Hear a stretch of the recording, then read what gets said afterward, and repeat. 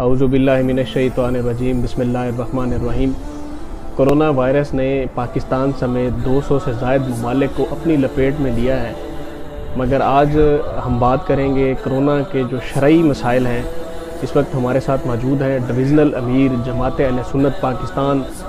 محترم پیر سید ظفر علی شاہ صاحب، کہ وہ ہمیں بتائیں گے کہ کرونا جو ہے وہ روزے کی حالت میں ہو سکتا ہے۔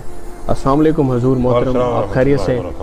ہمارے جو قوم ہے، ہمارے ناظرین ہیں، وہ جاننا چاہتے ہیں کہ روزے کی حالت میں کرونا کی کیا حیثیت ہے؟ نحمدہ ونصلی ونسلم علی رسولہ الکریم وعلی آلہ واصحابہ اجمعین، اما بعد۔ اللہ جل جلالہ وعم نوالہ نے رسول اللہ صلی اللہ علیہ وسلم کے توسل سے ہمیں عقیدہ توحید اور عقیدہ رسالت عطا فرمایا ہے۔ عقیدہ توحید اور عقیدہ رسالت کا مطلب یہ ہے کہ انسان اللہ جل جلالہ وعم نوالہ کی توحید پر ایمان کامل رکھے اور رسول اللہ صلی اللہ علیہ وسلم کی رسالت پر ایمان کامل رکھے۔ ایمان کامل رکھنے والا وہ اللہ اور اللہ کے رسول صلی اللہ علیہ وسلم کے ارشادات پر مکمل دل و جان سے عمل پیرا رہتا ہے۔ آپ کا جو سوال ہے کہ کرونا روزے کی حالت میں اثر انداز ہوتا ہے یا نہیں؟ جی، کرونا جیسی وائرس بھی ہو یا اس سے اور کوئی خطرناک وائرس ہو، اس کے لیے ہمیں جو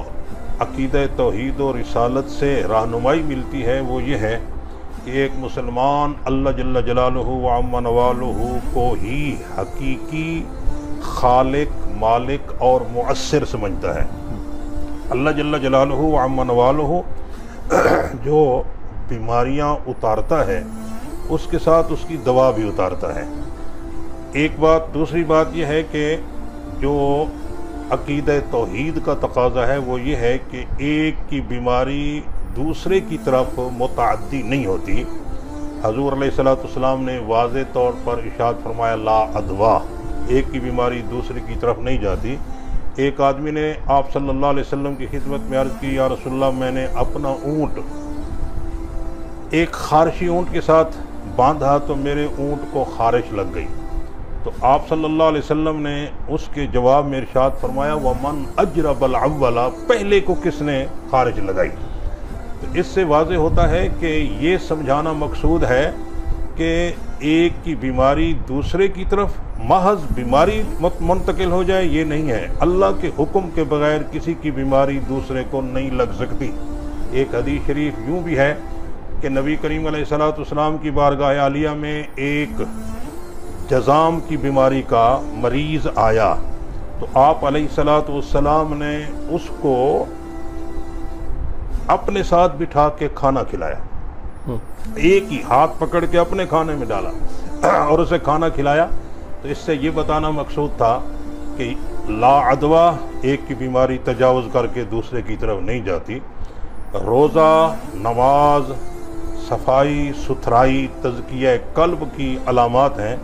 تو ہمیں اگر ان چیزوں کو اپناتے ہوئے،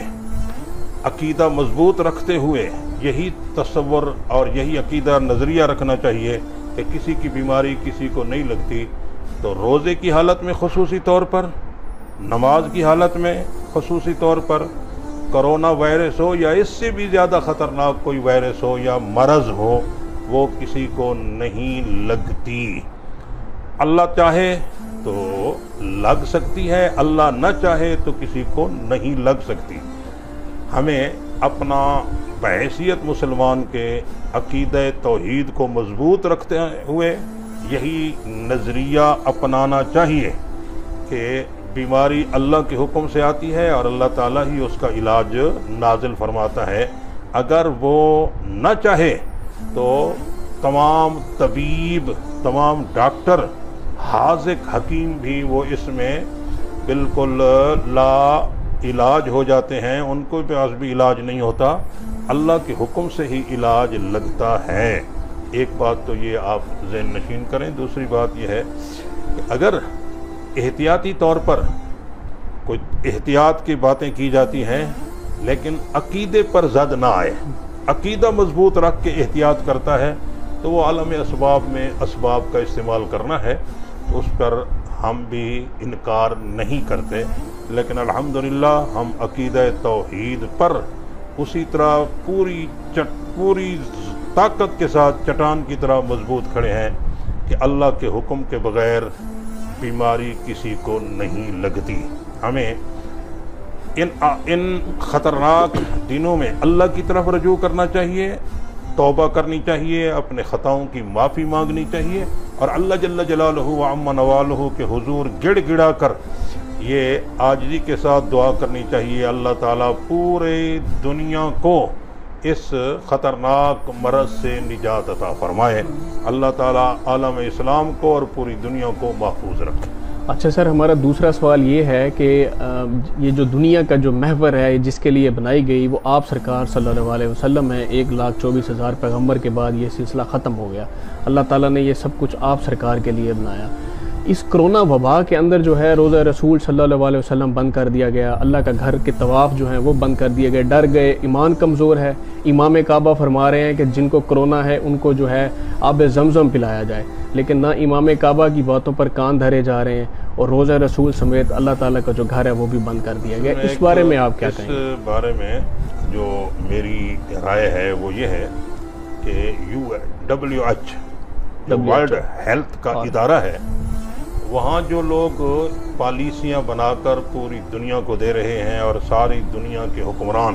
آنکھیں بند کر کے اس کو اپناتے جا رہے ہیں، یہ قرآن و سنت کی تعلیم کے بالکل خلاف ہے۔ ورلڈ ہیلتھ میں جتنے بھی ڈاکٹر بیٹھے ہیں وہ ان کے ایمان کی کوئی خبر نہیں ہے، وہ جو کہہ رہے ہیں اور جس طرح بھی کہہ رہے ہیں وہ ساری تجاویز ان کی غلط تھیں۔ سعودی عرب ہو یا پاکستان ہو یا دیگر اسلامی ممالک، اب تک کی اطلاعات کے مطابق سارے اسی WHO کی ہدایات پر عمل کر رہے ہیں، اور WHO کی ہدایات پر عمل کرنا یہ سراسر اسلامی تعلیمات کے خلاف ہے۔ ہاں، احتیاط جیسے میں نے پہلے بتایا، عقیدہ توحید کو مضبوط رکھتے ہوئے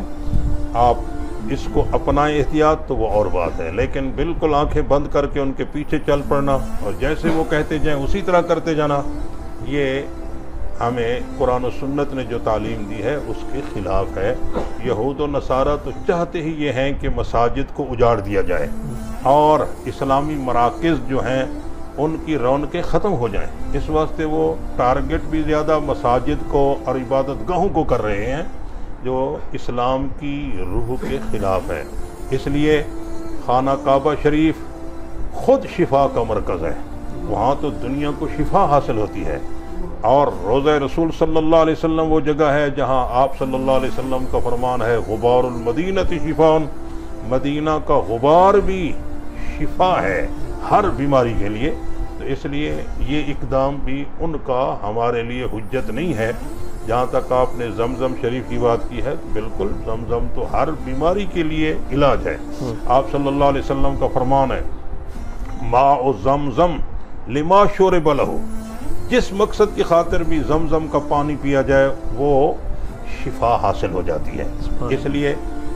وہاں سعودی عرب کے امام کا یا سدیس صاحب کا یہ کہنا بالکل برحق ہے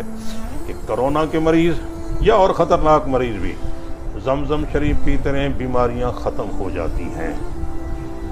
جی بالکل، آپ نے مفصل سنا کہ اس کے جو دینی اور شرعی جو حوالے تھے وہ قابل احترام پیر سید ظفر علی شاہ صاحب جو ڈویژنل امیر ہیں جماعت اہل سنت کے، انہوں نے آپ کو بتایا۔ آپ کسی الجھنوں میں مت پڑیے، آپ سنیے، آپ جانچیے، اس میں کوئی دوسری رائے نہیں ہے، کوئی شک نہیں ہے کہ 1400 سال قبل جو آپ سرکار صلی اللہ علیہ وسلم نے فرمایا، یہود و نصارہ اس دور میں، دور حاضر میں اربوں کروڑوں ڈالر خرچ کر کے وہ ریسرچ کرتے ہیں، لیکن جب وہ قرآن مجید کی کسی بھی آیت کو اٹھاتے ہیں تو ان کو محسوس ہوتا ہے یہ بات تو مسلمانوں کے جو آخری پیغمبر ہیں انہوں نے 1400 سال پہلے بتا دی ہے۔ یہ ہمیں احتیاطی تدابیر ضرور اختیار کرنی چاہیے، لیکن جو اپنے ایمان اور صبر کا دامن ہے وہ ہاتھ سے نہیں چھوڑنا چاہیے۔